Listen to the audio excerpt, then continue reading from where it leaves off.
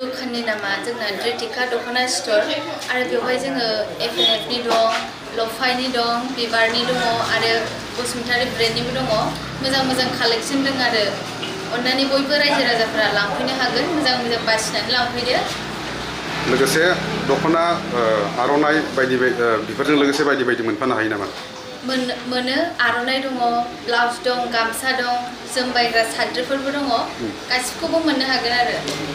माबायदि रेटनि मोननो हागोन प्राइसफ्रा? प्राइसफोरखौथ' जोङो खोन्थानो हाला, जायखिजाया लांफैयोब्लासो माबा दामफोरखौ माने जिफोरखौ नायनानै माबायदि दामनि बेखौ जोङो खोन्थानो हागोन आरो। बायगिरिफोरखौ माबायदि खावलायनो लुबैयो ओरै आप टु दादगारिनिफ्राय लानानै खोला माबानिफ्राय काजलगावनिफ्राय लानानै फैनानै माबायदि लांफैजानो लुबैयो? ओमफ्राय बिदिनो लांफैयोब्ला अनलाइनबो हरगोन आरो जोङो अनलाइनबो अर्डार खालामनो हागोन। लकेसना माबायदि लकेसनाव?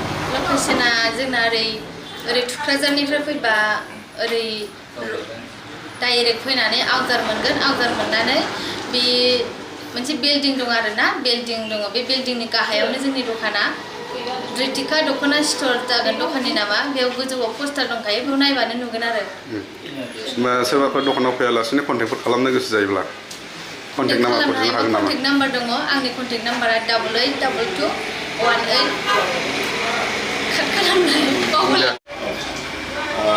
गिबियावनो जोंनि फंबाय मिडिया बिथांमोनखौ आं गोसो गोरबोनि साबायखर बावयो आरो दिनै बे जोंनि बेंटल हालामाव जोंनिनो बेंटल ओनसोलनिनो सासे जाखांफु फंबाय रबिराज बसुमतारी आरो बिथांनिनो अनजालि बिसि अर्पा बसुमतारीया मोनसे गोख्रों मोनसे डिसिसन लादों जे जोंनि बेंटल ओनसोलाव दख'ना दखान होनानै जोंनि ओनसोलनि लाइमोनफोरनो मोजां मोनसे गावनि हास्थायनाय बायदि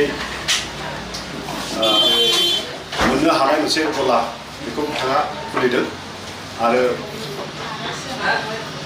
नोंथांमोना गोसो खुसियै गावनि हास्थायनाय बायदि बे दखानाव फैनानै बासि बासि लाफैनो हागोन। बेयो जाहैबाय जोंनि बेंटल टाउननि बाजारनि साजों दखाननि नामा जाहैबाय द्रिटिका स्ट'र।